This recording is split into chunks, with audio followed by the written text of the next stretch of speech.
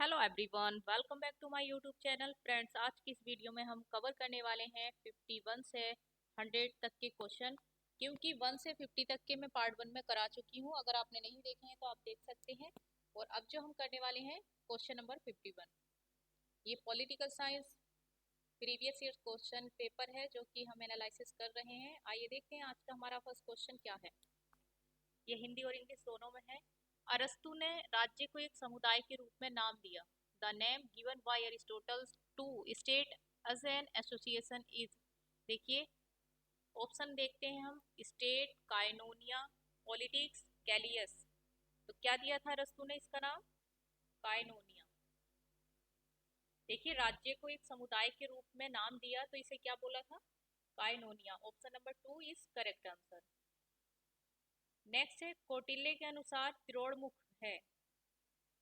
According to Kautilya त्रिकोणमुख। Option है 100 गांवों का मुख्यालय, 400 गांवों का मुख्यालय, एक प्रशासनिक पद, एक सैनिक पद। तो इसका जो राइट आंसर है वो क्या है? 400 गांवों का मुख्यालय। Option number 2। Headquarter of 400 villages.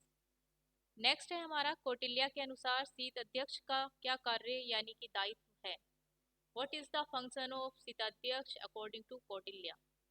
Option है हमारे पास कृषि संबंधी गतिविधियों का प्रभारी, इंचार्ज ऑफ एग्रीकल्चर एक्टिविटीज, कर संबंधी गतिविधियों का प्रभारी, incharge of tax related activities, वस्त्र उत्पादन का प्रभारी, इंचार्ज ऑफ क्लॉथ प्रोडक्शन, वन विभाग का प्रभारी यानी कि इंचार्ज ऑफ फॉरेस्ट डिपार्टमेंट। तो शीत अध्यक्ष का क्या कार्य होता था? शीत अध्यक्ष का कार्य है कृषि संबंधी गतिविधियों का प्रभारी। Mean option number A, incharge of agriculture activities. Next question है, निम्नांकित में से किसने ये व्यक्त किया कि मैकियावेली को केवल बुराई के शिक्षक के रूप में चित्रित किया जा सकता है? Who among the following has expressed that Machiavelli can only be characterised teacher of evil? Option है हमारे पास R N Varkey, George Sabine, Harold Laski, Leo Strauss. तो इसका जो राइट आंसर है वो है हमारा ऑप्शन नंबर 4, लियो स्ट्रॉस। किसने बोला है टीचर ऑफ इविल? तो ये बोला है लियो स्ट्रॉस। नेक्स्ट क्वेश्चन है, होब्स के विचारों के संबंध में दिए कथनों को ध्यान से पढ़िए। देखिए, ये होब्स के विचार हैं। ये वेस्टर्न पॉलिटिकल थिंकर से रिलेटेड क्वेश्चन स्टार्ट हो चुके हैं। फर्स्ट है, राज्य एक कृत्रिम संस्था है। State is an artificial institution. राज्य एक प्राकृतिक है। State is natural. उसका दर्शन भौतिक शास्त्र से प्रभावित है।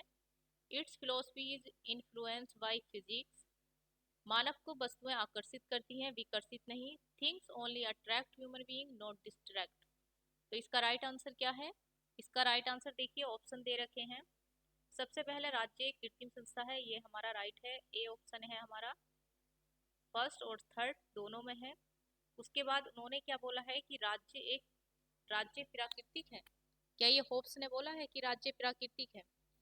तो ये होप्स ने नहीं बोला है, क्योंकि जब ऊपर बोल दिया कि एक कृत्रिम संस्था है तो प्राकृतिक तो नहीं है, इसलिए हमारा 2 करेक्ट हो गया, सॉरी इनकरेक्ट हो गया।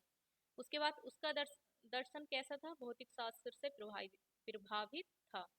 तो ये जो था ये करेक्ट था, इसलिए इसका आंसर क्या है? ऑप्शन नंबर 3, 1 और 3 सही है। और जो ये फोर्थ ऑप्शन है ये भी इनकरेक्ट है। तो इस तरीके से इसका right answer option number 3। Next है इसका, नेक्स्ट क्वेश्चन है हमारा, निम्नांकित में से किस विचारक ने ये तर्क दिया कि जॉन लॉक, ये जॉन लॉक से रिलेटेड है, बुर्जुआ वर्ग के अधिनायकवाद का समर्थक है? Which of the following thinker has argued that John Locke advocated dictatorship of the bourgeoisie? Option है हमारे पास हन्ना आरेंट, फ्रेडरिक जेम्सन, भी कुपारेक, सीबी मैकफर्सन। तो इसका जो राइट आंसर है हमारा वो है option number 4, C B Macpherson. Dictatorship of the bourgeoisie किसने बोला है? CB Macpherson. नेक्स्ट है हमारा, निम्नांकित में से किस लेखक ने रूसो के चिंतन को पूंजीवाद और पूंजीवादी समाज के विवरण का प्रयास बताया है?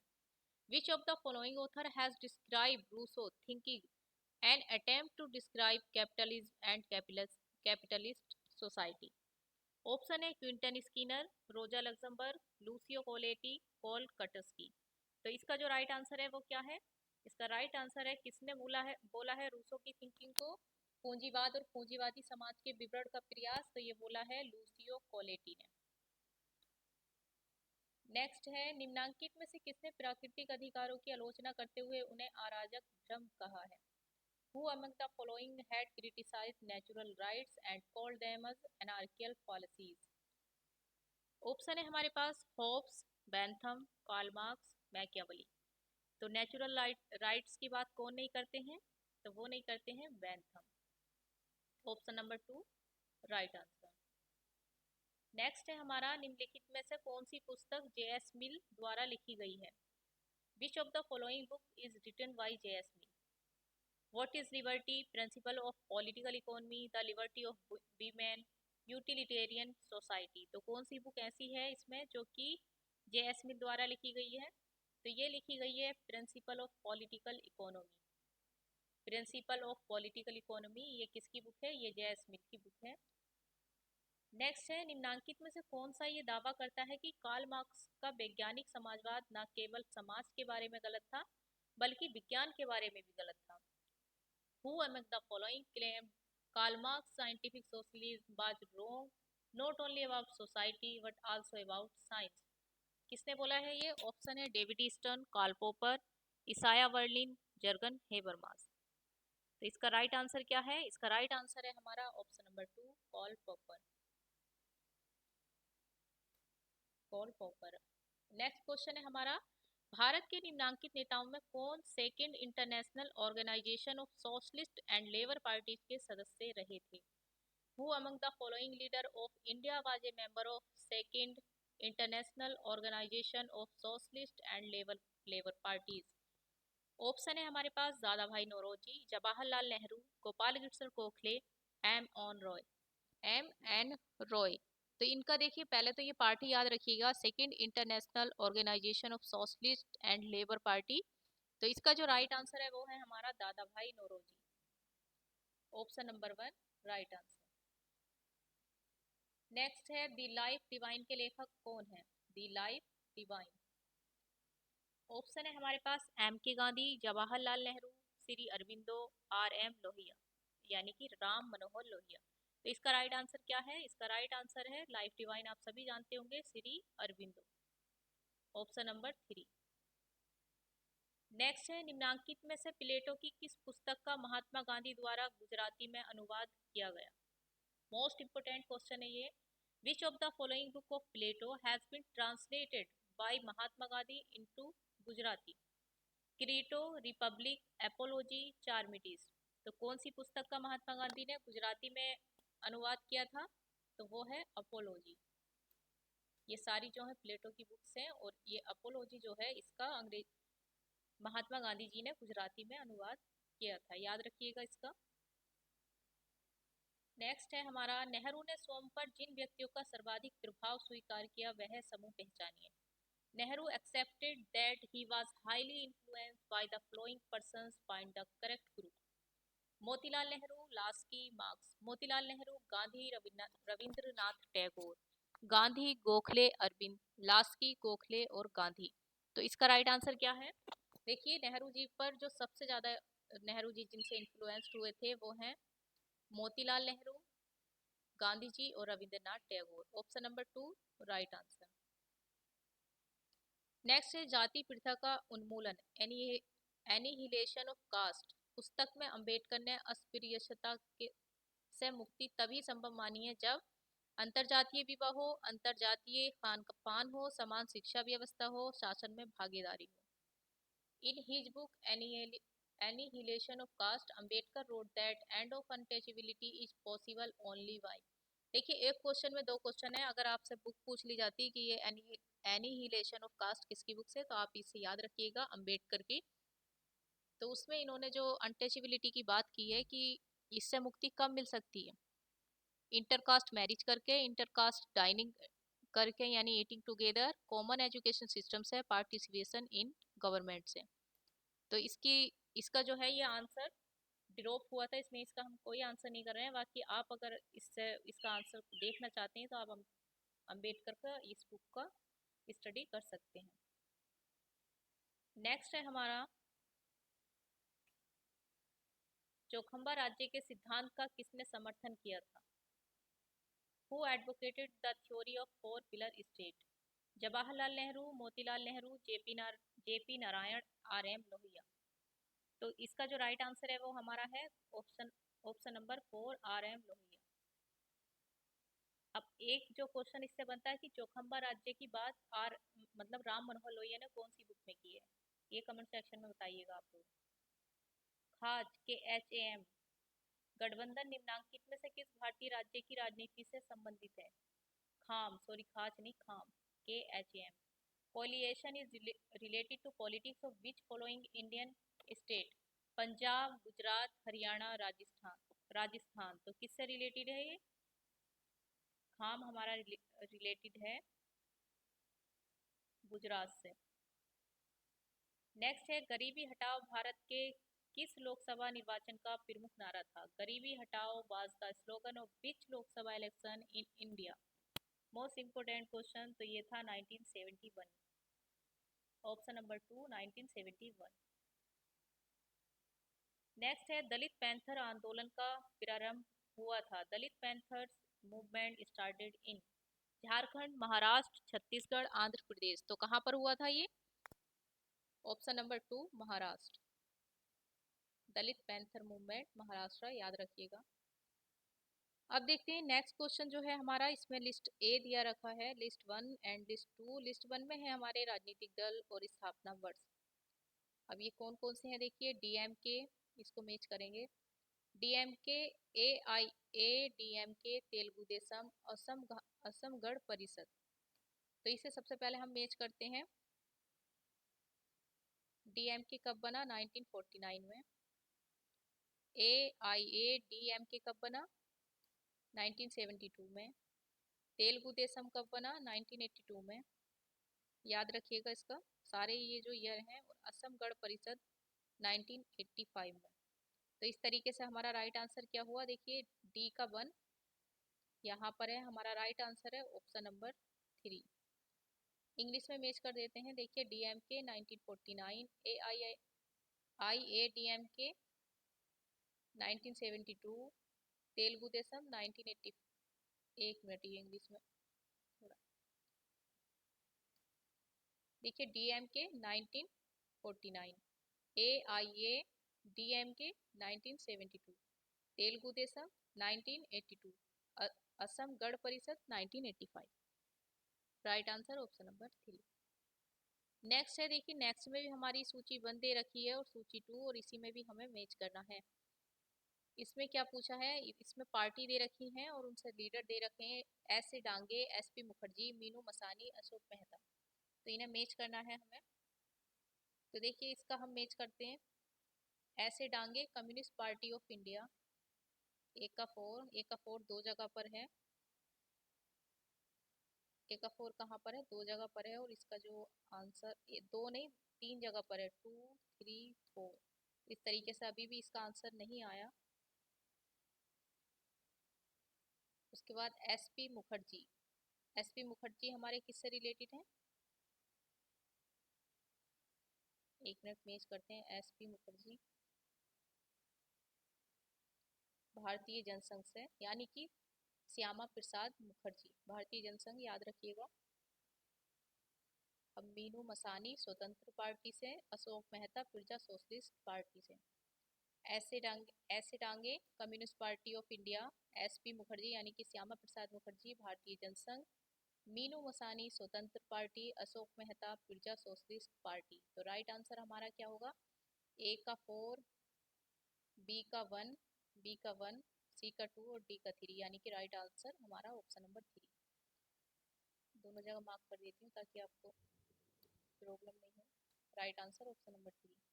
नेक्स्ट है निम्नांकित में से भारत के किस राज्य में प्रथम बार संयुक्त विधायक दल गठबंधन सरकार की स्थापना हुई?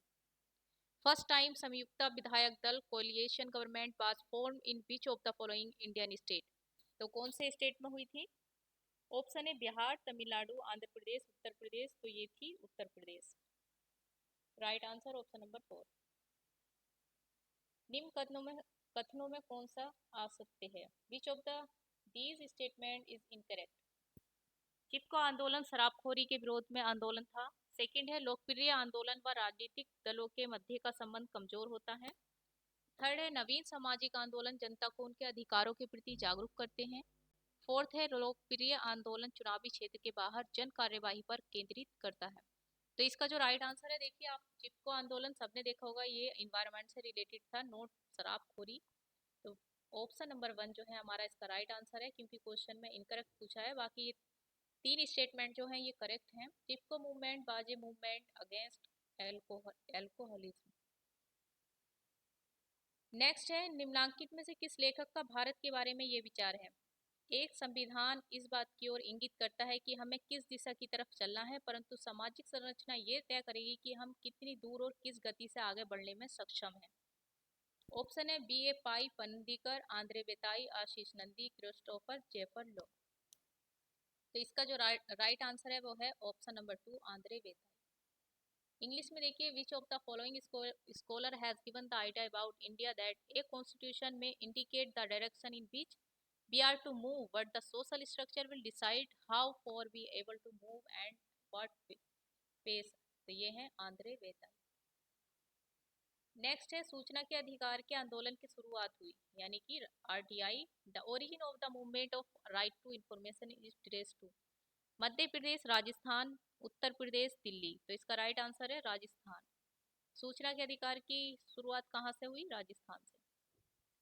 यूएनओ ओपीआरपी यानी यूएनएमओजीआरपी इज क्या है ये? यूएनओ, इसका पूछना है, ये पूछा गया है कि ये क्या है। तो देखिए ऑप्शन देखिए पहले इसको छोड़ देते हैं क्योंकि ये भी डिरोप हुआ था।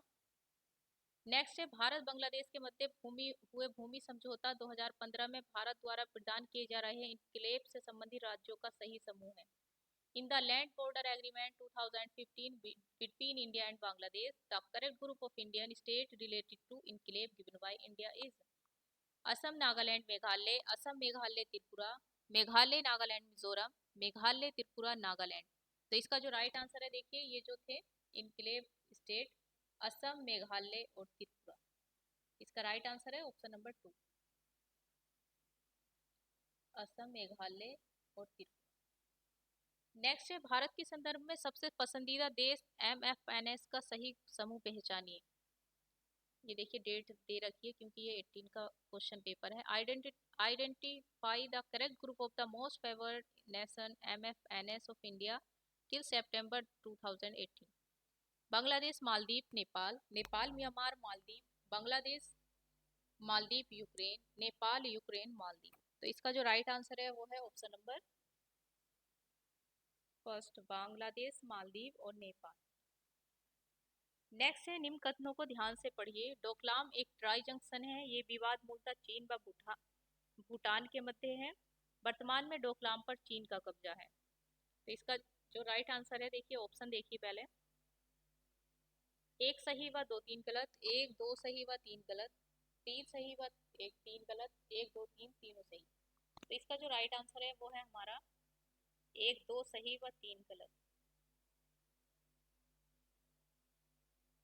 नेक्स्ट है किस दिनांक को भारत व भूटान के बीच मित्रता की संधि, शांति की मांग एवं एक दूसरे के आंतरिक मामलों में हस्तक्षेप पर हस्ताक्षर किए गए। On which date India and Bhutan sign a treaty of friendship calling for peace and non-interference in each other of internal affairs। 31 जुलाई 1950, 6 जून 1949, 8 अगस्त 1949, 8 नवंबर 1949। तो ये कब साइन हुई थी? 8 अगस्त 1949 को। नेक्स्ट है हैंड इन हैंड 2008 सेना का आतंकवाद विरोधी अभ्यास संयुक्त रूप से किन देशों ने किया? Hand in hand 2008 army counter terrorism exercise jointly conduct by which countries? Bharat, चीन, भारत संयुक्त राज्य अमेरिका, भारत, रूस, भारत, मालदीव। तो ये किसने किया? ये भारत और चाइना के बीच हैंड इन हैंड। नेक्स्ट है चुनाव के एक अध्ययन में मतदाताओं की पसंद को उनके आर्थिक स्थिति से जोड़कर देखा जाता है तथा इस प्रकार का प्रतिमान से पता चलता है ये व्यवहारवाद की किस विशिष्ट प्रकार की विशेषता को दर्शाता है और उसे क्या कहते हैं? देखिए बिहेवियरलिज्म आपने पढ़ा होगा, तो ये उसी की यहाँ पर जो है कैरेक्टरिस्टिक है, टेक्निक्स, सिस्टमाइजेशन, प्योर साइंस, रेगुलरिटीज। तो इसमें इसका राइट आंसर क्या होगा? रेगुलरिटीज। अगर किसी भी मतलब वोटर्स का वो करते हैं, सर्वे आर्थिक स्थिति से जोड़कर उनको देखते हैं, तो ये क्या है? रेगुलरिटीज। नेक्स्ट है हमारा व्यवहारवाद के अर्थ में संदर्भ में सही युग्म पहचानिए। देखिए राजनीति विज्ञान में एक नवीन क्रांति, रॉबर्ट डेहल। शोध व्यवस्थित होनी चाहिए, डेविड टिरूमैन। परंपरावाद का विरोध, जॉन रोल्स। अनुभाविक पद्धतियों पर बल, लियो स्ट्रॉस। तो इसमें से क्या पूछा है कि करेक्ट क्या है? Identify the correct match related to meaning of behaviouralism. New revolution in political science, Robert Dahl. Research must be systematic, David Truman. Opposing the traditionalism, John Rawls. Emphasise on empirical method, Leo Strauss. तो इसका जो right answer है वो क्या है?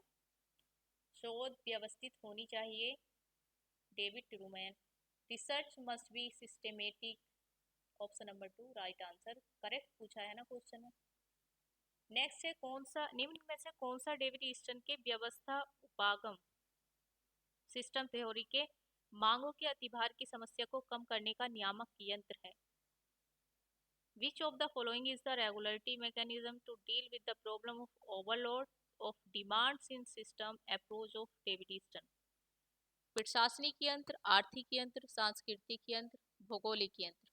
तो कौन सा है? तो इसका जो राइट आंसर है वो है ऑप्शन नंबर 3, सांस्कृतिक यंत्र, यानी कि cultural mechanism. Option number 3 right answer. Next है राजनीतिक व्यवस्थाओं का कुछ समान विशेषताएं होती हैं जिन्हें सूचीबद्ध किया गया है।